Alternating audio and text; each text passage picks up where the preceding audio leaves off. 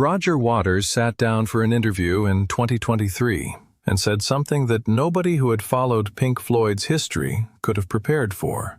After nearly 4 decades of legal warfare, public attacks, and bitter silence, the man who built some of the most iconic albums in rock music finally admitted the truth about what drove his hatred for David Gilmour.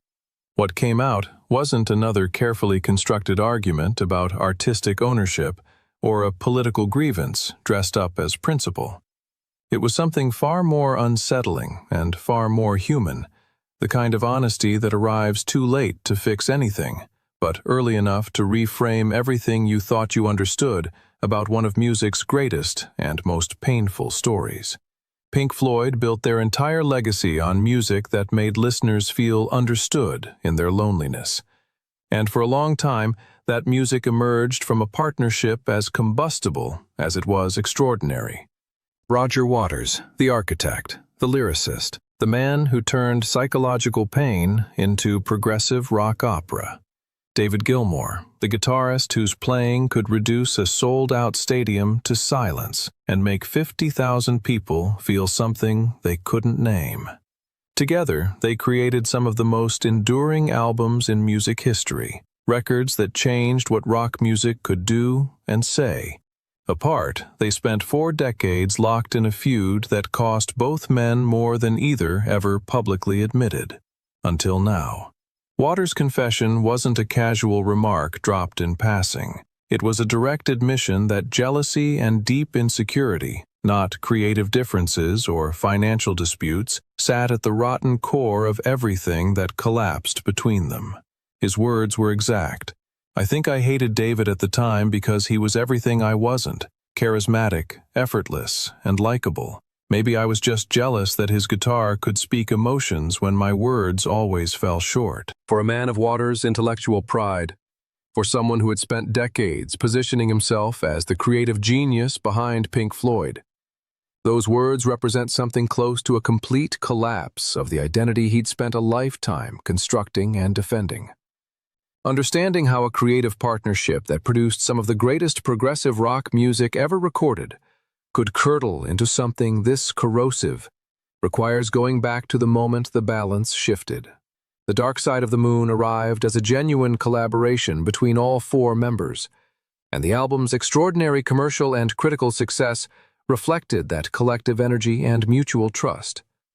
What followed in the years after, though, saw Waters pulling more and more of the creative direction toward himself, not quietly or gradually, but deliberately, and with increasing force that left diminishing room for anyone else's voice or vision to breathe. By 1979, when The Wall arrived, the dynamic had changed so completely that the album functioned almost entirely as Waters' personal statement, drawn from his own psychology, his own experiences of isolation, his own internal architecture of walls and barriers. Gilmour's guitar work remained essential to the sound, which only made the contradiction more painful, but his role in shaping the album's direction had been reduced to something Waters could contain and control. The success of The Wall deepened Waters' conviction that he was the true engine of everything Pink Floyd had ever achieved, and that conviction hardened into something that would eventually make the band impossible to sustain. The final cut, in 1983, removed any remaining ambiguity about where things stood.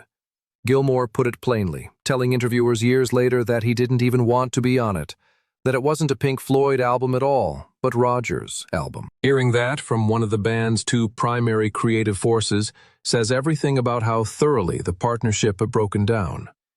Waters wasn't sharing the band anymore. He'd turned it into a vehicle for solo expression, while expecting Gilmour and Nick Mason to function as session musicians behind a name they'd all built together over years.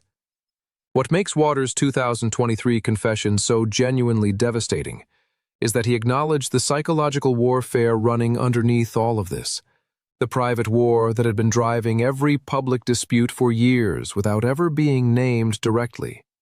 While Waters had spent decades presenting himself as the band's intellectual force, he secretly resented that Gilmour was seen as its emotional heart, as the figure people responded to with warmth and affection, rather than intellectual respect.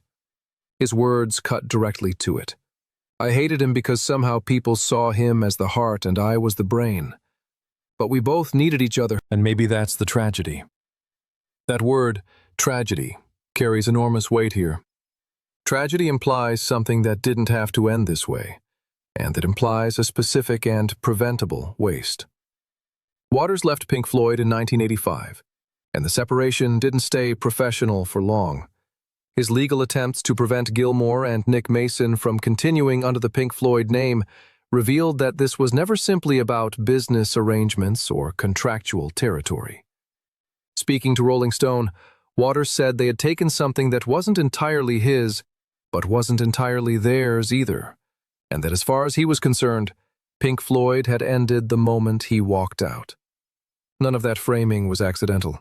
The legal challenge was designed not merely to protect his interests, but to eliminate Gilmour's ability to continue building something without him, which is a very different kind of motivation. What he couldn't accept, and what the years that followed proved conclusively, was that the band carried on and remained successful.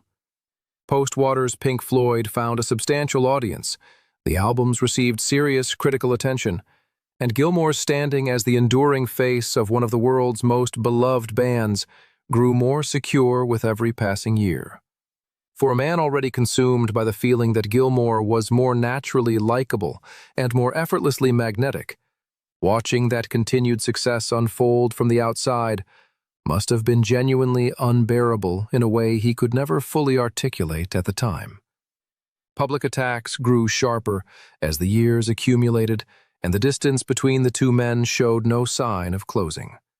Waters criticized Gilmour's guitar playing as beautiful but emotionless, a calculated insult aimed precisely at the quality Gilmour was most celebrated for by fans and by musicians across the industry. Gilmour's response described Waters as someone who demanded his way or nothing, a man incapable of operating inside any creative dynamic that didn't center entirely on his own vision. Neither characterization was entirely wrong, which is part of what made this so painful to observe from the outside. Two men who genuinely needed each other's gifts, spending their energy trying to subtract from what the other had built. The 2005 Live 8 concert in London generated enormous hope among Pink Floyd fans who had spent 2 decades wanting the rift healed and the band restored. All 4 surviving members performed together, and for a few hours it seemed possible that time had done some softening, that the music itself might pull them back toward each other. Waters later admitted the performance was lovely for the fans, but very uncomfortable for everyone involved on stage. That word, uncomfortable, does a lot of work in that sentence. This wasn't reconciliation. It was 2 men agreeing to stand within proximity of each other for one night before returning to their separate positions the following morning. Richard Wright died in 2008, and his passing cast a specific kind of shadow over everything that remained. Wright had been the quiet, emotionally precise center of Pink Floyd, a musician whose keyboard textures gave the band much of its interior warmth, its sense of space and depth. His death reminded everyone still living that the clock was moving in one direction only, that the window for making any peace at all was getting smaller, and that even this loss couldn't pull Waters and Gilmour toward each other. The feud, it turned out, was more durable than grief. The conflict continued escalating through the following decade, without any visible sign of diminishing. In 2020, Waters publicly accused Gilmour of banning him from Pink Floyd's official website, claiming Gilmour believed he owned everything connected to the band's name and identity. This wasn't someone moving toward acceptance or attempting to close old wounds. This was a man still fighting for territory 25 years after walking away, still keeping score in a conflict that had no conceivable winner, still refusing to let anything settle. February 2023 brought the situation to a new and uglier place entirely. Polly Sampson, Gilmour's wife, published a public statement calling Waters anti-Semitic, misogynistic, and a Putin apologist. Gilmour backed every word of it immediately, adding publicly that her statement was entirely true. Whatever private understanding the two musicians might have maintained somewhere in the background, that endorsement made clear that the hatred had spread well beyond the two of them and taken root in their families, in the people closest to them, in the daily fabric of their lives in a way that couldn't be walked back. Waters' admission that jealousy powered so much of this is devastating specifically because it reframes the entire history with a single confession. Every legal challenge, every dismissive interview, every public slight now sits in a completely different light. What appeared to be principled disputes about creative ownership turns out to have been, in significant part, a man retaliating against someone whose natural effortlessness reminded him constantly of what he felt he lacked. The brain and the heart, both genuinely necessary to what Pink Floyd was, neither capable of offering that acknowledgement to the other until the damage had already become irreversible. Comfortably Numb remains the most vivid and enduring example of what this partnership produced at its most painful and most brilliant. Waters wrote the lyrics. Gilmour played the guitar solo that transformed those words into something that has moved listeners across generations for more than 4 decades. Two men at the absolute height of their individual gifts, producing together something neither could have made alone. Driven partly by tension and partly by a mutual need neither was willing to admit. The unbearable irony sitting at the center of this entire story is that their greatest work grew directly from the same dynamic that destroyed their ability to remain in the same room. Both men are now in their 70s, and the window for reconciliation has effectively closed.